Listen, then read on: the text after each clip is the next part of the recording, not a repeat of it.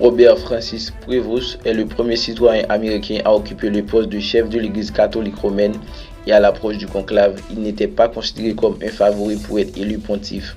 Lors du premier vote de l'après-midi du deuxième jour du conclave, vers 18h, heure locale, une fumée blanche s'est échappée de la cheminée du Vatican sous un tonnerre d'applaudissements, signalant qu'une majorité de cardinaux électeurs avait pris une décision. Un peu plus d'une heure plus tard, le nouveau pape était présenté au monde, le cardinal Robert Francis Prevost, qui avait choisi le nom papal de Léon XIV.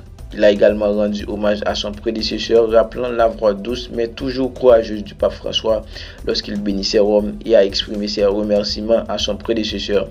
Le pape François est décédé à l'âge de 88 ans le 21 avril. Robert Prevost a été amené au Vatican par le pape François en 2023 pour servir de puissant chef du bureau qui examine les nominations d'évêques du monde entier, l'un des postes les plus importants de l'Église catholique. Il bénéficiait ainsi, avant le conclave, d'une importance que peu d'autres cardinaux possédaient.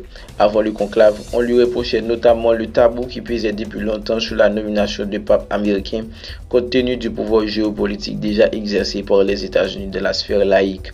Mais Prevost, 69 ans, originaire de Chicago, est également citoyen péruvien après avoir vécu au Pérou pendant des années, d'abord comme missionnaire puis comme archevêque.